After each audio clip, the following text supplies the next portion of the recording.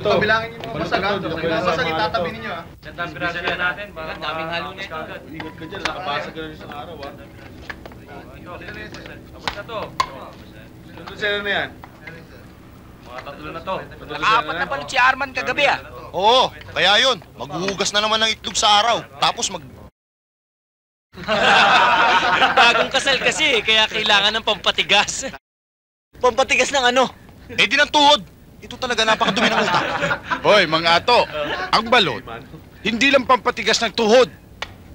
Yay, ano rin, pangtalas ng isipan. Naintindihan nyo? At ang itlog ay kapareho rin ng mga kabataan. Bakit ika nyo? Ang itlog, kapag nailuwal at hindi nailuto para makain, at hindi nailaan sa isang gawaing pagkakakitaan, katulad ng ginagawa natin, ang itlog ginagawa natin balot. Yang itlog, pag napa sa isang tabi, nakalimutan, napabayaan, madaling mabubugok. Mawawala ng silbi, hindi ba?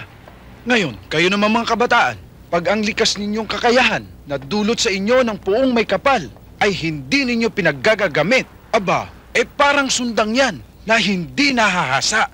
Nagiging mapurol. Wala nang silbi. At kung kayo'y mamalasin, kayo mga kabataan, itlog na bugok ang inyong malungkot na wakas. Malas ano? Hindi ho mangyayari sa akin yun. Marami akong ambisyon. Ayoko magsisiyo habang buhay. Ikaw, sama ka? Tara.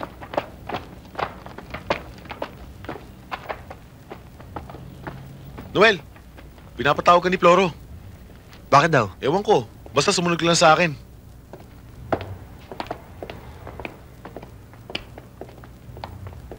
Sige, iwanan mo na siya. Sa palagay ko, bata, mapagkakatiwalaan ka. Basta ang importante, i-deliver mo yung 2 kahon sa address na ibibigay niya. Para may pang good time ka. Kunin mo. Bigyan mo sa kanya. Oh. Sige na, kunin mo na yan. Pare, madali lang yan. Oh, ito pa isa.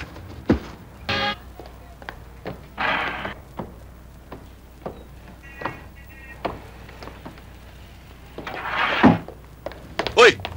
Ano yan, ha?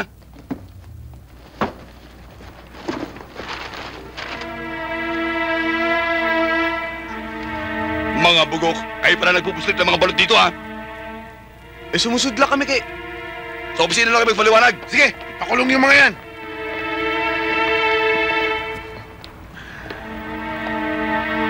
Mga magnanakaw kayo, ha? Sige. Oh, tara. Tara na.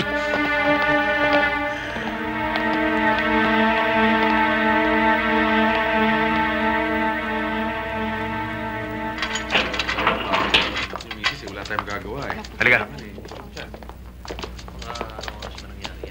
Sa susunod, huwag kayong ba sa susunod sa mga nag-uutos sa inyo? Ha? Oo, kuya.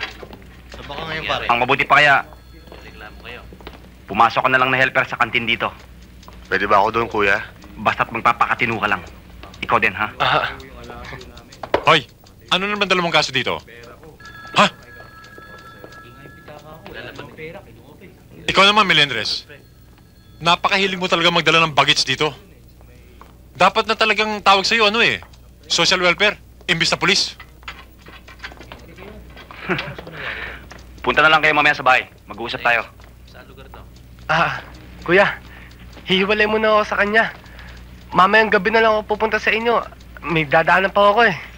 Baka puro ka naman yan. Ay, hindi, oh. Sige na. Sige. Sige.